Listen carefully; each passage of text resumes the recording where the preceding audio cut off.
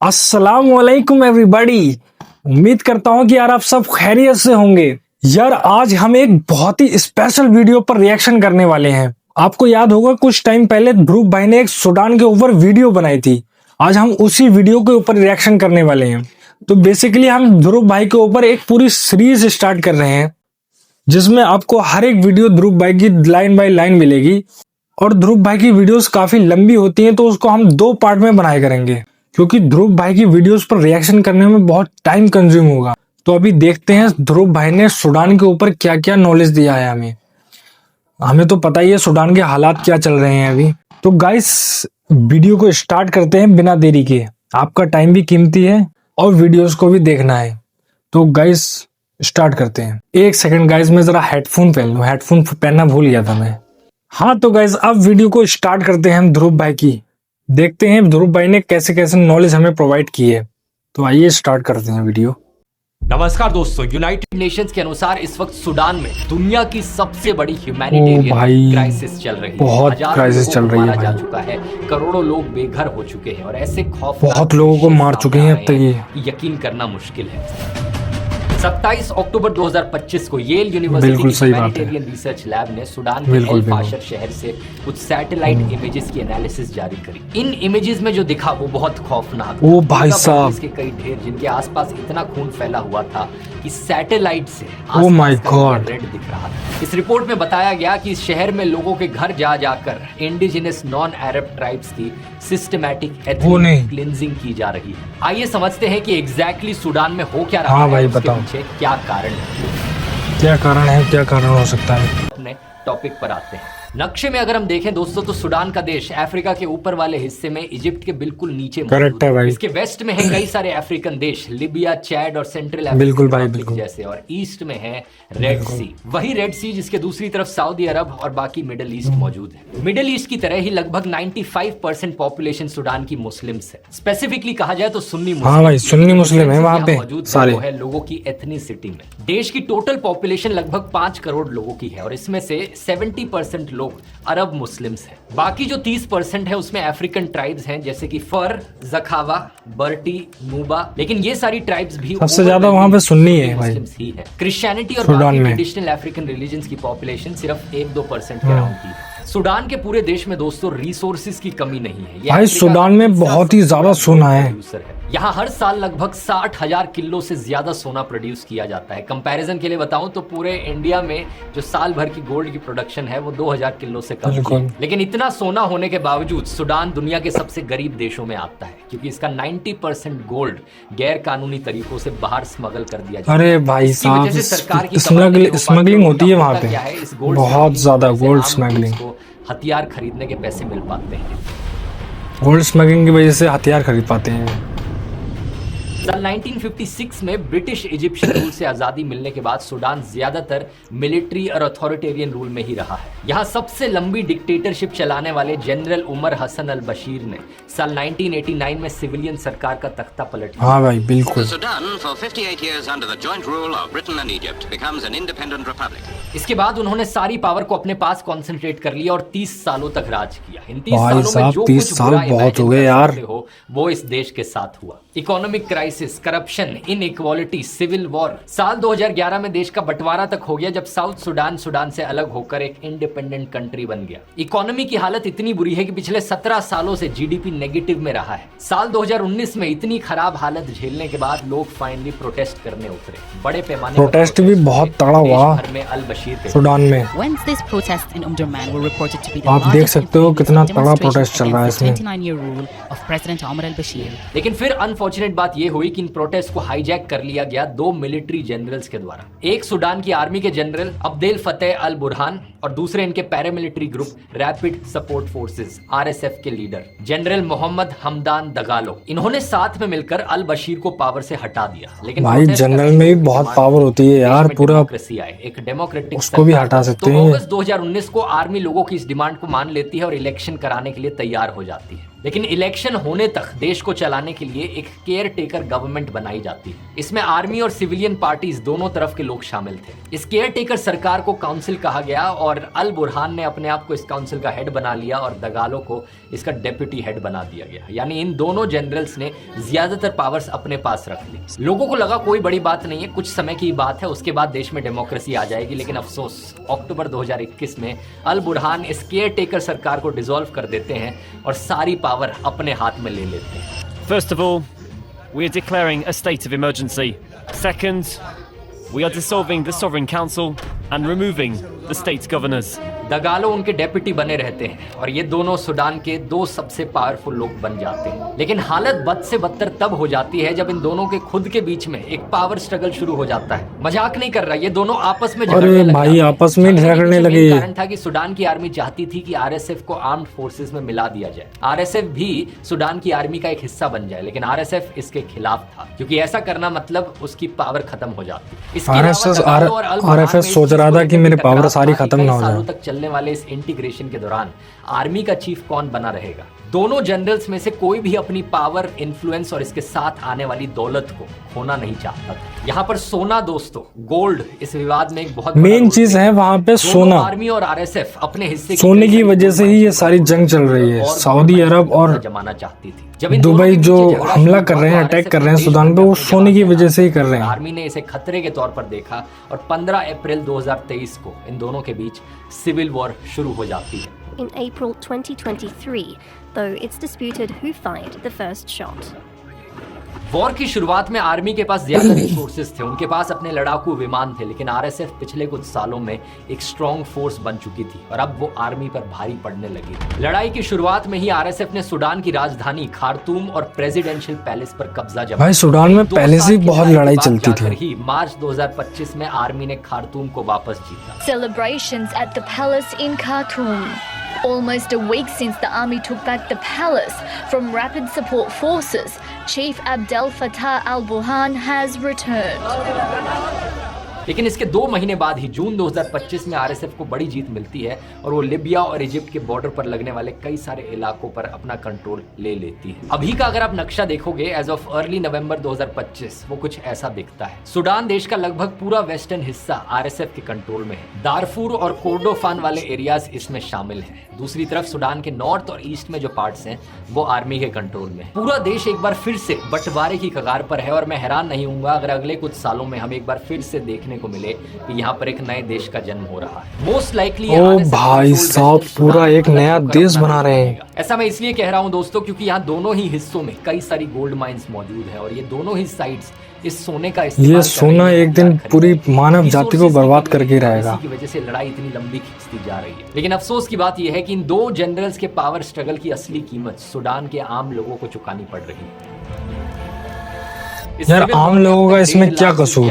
उसको आप क्यों टारगेट कर रहे हो यार? उनको क्यों मार रहे हो? देश में अस्पताल और स्कूल जैसे ज्यादातर इंफ्रास्ट्रक्चर, वो बेचारे छोटे छोटे बच्चे, माएं बहनें, उन सबको बेचारों को क्यों मारा जा रहा है? मुझे आज तक समझ नहीं आ रहा। तुम्हें सोना चाहिए, सोने से उनका क्या वास्ता? लेकिन वर्ल्ड फूड प्रोग्राम का कहना है कि अगर वॉर रुकी नहीं तो जल्द ही सूडान में रीसेंट हिस्ट्री का सबसे बड़ा भूखमरी संकट। Oh my God. इसके अलावा कोलेरा, डेंगू फीवर, मलेरिया जैसी बीमारियां भी फैल रही हैं और लड़ाई से ज्यादा तो भूखमरी और बीमारियों से बहुत तगड़ी भूखमरी फैली पड़ी है सूडान में इस समय पे। Infrastructure, aid convoys from NGOs have been looted. Violence made it impossible for farmers to plant their crops. Sudan के लिए हमें सब लोगों को आवाज उठानी पड़ेगी। होने से पहले ही सूडान दुनिया के सबसे गरीब देशों में आता था। 2022 में यहाँ के करीब 4.5 करोड़ नागरिकों की एवरेज एनुअल इनकम सिर्फ $750 थी, यानी कि साल के सिर्फ 60,000 रुपए। लेकिन अब सिविल वॉर ने स्थिति को और खराब कर दिया है। अब Sudan most likely last rank पर आता है गरीब देशों की। इसके अलावा इस वॉर ने 7वें रैंक पर आ गया सूडान गरीबी में। भूखमरी इतनी फैली पड़ी है वहाँ पे, बेरोजगार, भूखमरी, जिसे नॉन अरब ट्राइब्स ने लीड किया। ये लोग नाराज थे कि अरब डोमिनेटेड सरकार उन्हें इग्नोर कर रही है। इनका मकसद जनरल ओमार अल बशीर की सरकार को गिराना था और जवाब में अल बशीर ने अरब ट्राइब से लोगों को रिक्रूट करके एक अरब मिलिशिया खड़ा कर दिया। इसका नाम जंजावीद पड़ा। जंजावीद एक अरबिक शब्द है जिसका मतलब होता है घोड़े पर सवार शैतान। भाई साहब, घोड़े पर सवार शैतान।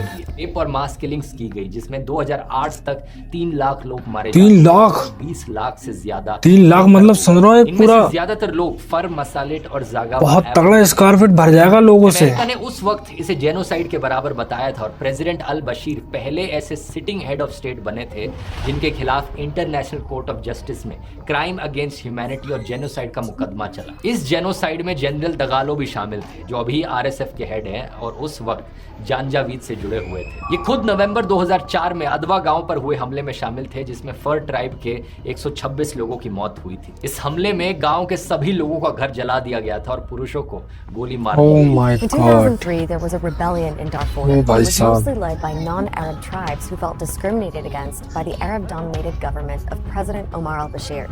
He responded by recruiting fighters from Arab tribes to fight back.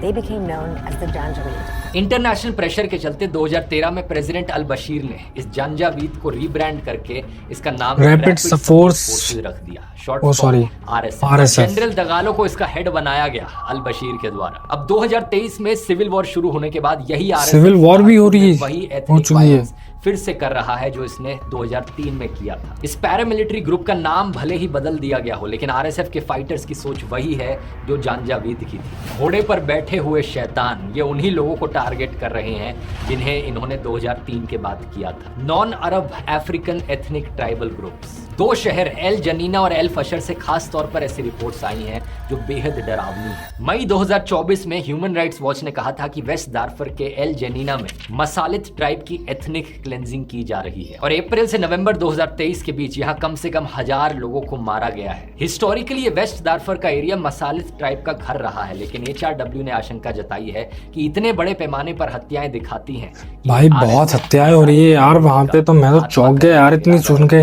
ये आरएसएफ के लोग पूरी तरीके से यहाँ पर इस कम्युनिटी के लोगों को खत्म करना चाहते हैं। इसी तरह आरएसएफ पर नॉर्थ दारफर में एल फशर शहर में भी लोगों को मारकर उन्हें मास ग्रेव्स में दफनाने का आरोप लगा है। वही सैटेलाइट की तस्वीरें जिसकी बात मैंने वीडियो की शुरू में करी थी। आरएसएफ ने 18 महीने की लड़ाई के बाद 26 अक्टूबर 2025 को एल फाशर पर कब्जा किया था और 3 दिन के अंदर ही यहाँ की फर, जागवा और बर्थी जैसी नॉन अरब ट्राइब्स के 1500 से ज्यादा लोगों और भाई 1500 लोगों तक को मार दिया। नहीं है क्योंकि ये लगभग सभी लोग एक ही धर्म में मानते हैं। ये सीधा सीधा केस है एथनिक हेट्रेड का। दारफर एक ऐसा शहर है जहां पर कई सारी एथनिसिटी के लोग रहते हैं, लेकिन आरएसएफ इसे एक अरब रीजन में कन्वर्ट करना चाहती है और इसलिए बाकी कम्युनिटीज के लोगों को टारगेट किया जा रहा है। आरएसएफ का अपने डिफेंस में कहना है कि उसका इस वायलेंस में कोई हाथ नहीं है और दारफर में जो हो रहा है वो ट्राइबल कॉन्फ्लिक्ट में हत्याएं हो रही हैं।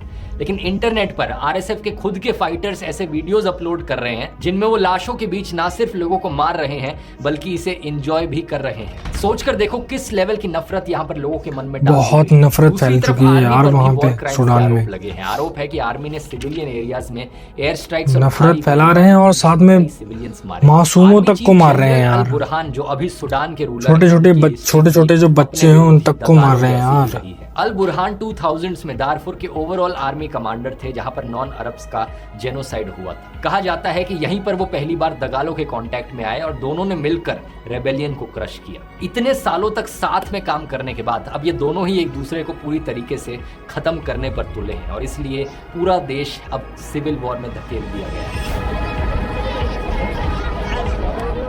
यहाँ पर दोस्तों एक और भी एंगल है फॉरेन प्लेयर्स का। सूडान की स्ट्रैटेजिक लोकेशन के कारण इस वॉर में कई इंटरनेशनल प्लेयर्स भी शामिल हैं। एक बार फिर से नक्शे पर देखो, सूडान अफ्रीका और मिडिल ईस्ट के बीच में एक ब्रिज के तौर पर काम करता है, जिसका मतलब है कि यहाँ जो सूडान ब्रिज के तौर पर काम करता है एकदम। दूसरा ये जो रेड सी बीच में से गुजर रहा है, ये एक मेजर ट्रेड रूट है। यहाँ पर किसी भी बदलाव का असर इस ट्रेड रूट पर पड़ता है, जिससे पूरी दुनिया प्रभावित है। इसके अलावा सूडान में ढेर सारी गोल्ड माइंस हैं और यहाँ से कई सारी मेजर ऑयल पाइपलाइंस भी गुजरती हैं। इन सारी चीजों की वजह से कई सारे दूसरे देशों पर भी आरोप लगे हैं सूडान की इस वॉर में इन्वॉल्व होने के। एमनेस्टी इंटरनेशनल की रिपोर्ट के मुताबिक सूडान में दोनों साइड्स को रशिया, चाइना, टर्की और यूएई जैसे देश लार्ज स्केल पर हथियार प्रोवाइड कर रहे हैं। सबसे बड़ा आरोप यहाँ पर लग रहा है यूएई के देश के ऊपर कि दगालो की आरएसएफ को वो हथियार प्रोवाइड कर रहे हैं। वॉल स्ट्रीट जर्नल के अनुसार अमेरिकन इंटेलिजेंस एजेंसीज भी ये कह रही हैं कि यूएई सोफिस्टिकेटेड चाइनीज ड्रोन्स भेज रहा है आरएसएफ को। सुडान की आर्मी ने यूएई इसको बहुत लेकर गलत कर रहा है ये। 2025 में यूएई के खिलाफ इंटरनेशनल बहुत ज्यादा गलत। में केस भी कर दिया था, लेकिन कोर्ट ने इस केस पर सुनवाई करने से मना कर दिया, ये कहकर कि उनके पास इस चीज को लेकर ज्यूरिसडिक्शन नहीं है। यूएई अपने डिफेंस में कहता है कि उनकी कोई इन्वॉल्वमेंट नहीं है इस वॉर में और ये सिर्फ एक पब्लिसिटी स्टंट के तौर पर किया जा रहा है। लेकिन जो लोग आरोप लगाते हैं वो ये कहते हैं कि यूएई गोल्ड जैसे सुडान के नेचुरल रिसोर्सेज पर कंट्रोल बनाए रखने के लिए इस वॉर में इन्वॉल्व हुआ है। उनका कहना वो सोच रहा है कि ये गोल्ड पर मैं कब्जा कर लूं, इसलिए वो ये सब कुछ करवा रहा है। सऊदी अरेबिया के देश आर्मी के सपोर्ट में है। ईरान पर आर्मी को मिसाइल्स और ड्रोन्स देने का आरोप लगा है। इसी तरह रशिया का वागनर ग्रुप आरएसएफ को मिसाइल्स प्रोवाइड करता है, लेकिन अभी रशिया दोनों ग्रुप से बात कर रहा है। इन सभी फॉरेन पावर्स की एलिजिड इन्वॉल्वमेंट की वजह से ये क्राइसिस और भी कॉम्प्लिकेटेड हो जाती है। अब सवाल यह है कि आगे क्या होगा। इस वॉर को रोकने के लिए अलग अलग जगहों पर कई बार पीस टॉक्स हुई हैं जो फेल रही। अभी आरएसएफ ने अमेरिका, इजिप्ट, यूएई और सऊदी अरेबिया द्वारा प्रपोज 3 महीने का ह्यूमैनिटेरियन सीज फायर स्वीकार कर लिया है, लेकिन आर्मी ने अभी तक इसे एक्सेप्ट नहीं किया है। सूडान ने कुल मिला थोड़ा बहुत सहूलियत मिली है अभी उनको। वो ह्यूमैनिटेरियन ट्रूस मानने को तैयार है। ये प्रस्ताव सितंबर में क्वाड अमेरिका, मिस्र, यूएई और सऊदी अरब ने दिया था। योजना के अनुसार पहले 3 महीने ह्यूमैनिटेरियन हम तो दुआ करेंगे यार वहाँ पे जितनी भी है 9 महीने में फाइट चल रही है वो रुक जाए यार।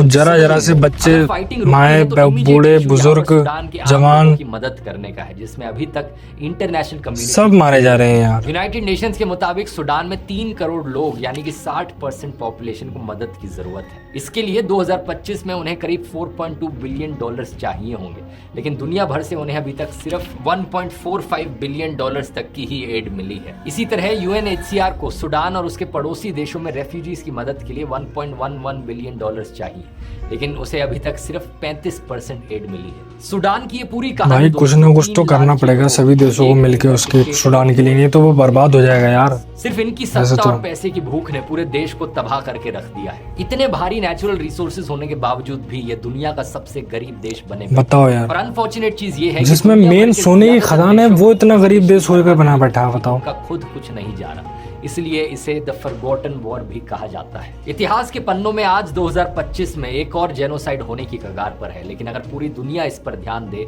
तो शायद इसे रोका जा सकता है। उम्मीद करता हूं ये वीडियो आपको इन्फॉर्मेटिव लगा होगा। AI फिएस्टा को डाउनलोड करने का लिंक नीचे डिस्क्रिप्शन में मिल जाएगा। और अगर आप इसके पीछे की और कहानी जानना चाहते हैं, किस तरीके से दुनिया भर के ताकतवर देश, सो कॉल्ड सुपर पावर्स, बाकी देशों में अपनी लड़ाई लड़ते हैं, हथियारों को बेचकर अपना काला धंधा चलाते हैं और फिर पीस की बात करते हैं, इसकी बात मैंने डिटेल में इस वाले वीडियो में करी है। ये वीडियो सही में आपकी आंखें खोलकर रख देगा। कैसे अमेरिका हो या रशिया, चाइना हो या इजराइल, सब इसमें शामिल है। यहाँ क्लिक करके देख सकते हैं। बहुत बहुत धन्यवाद।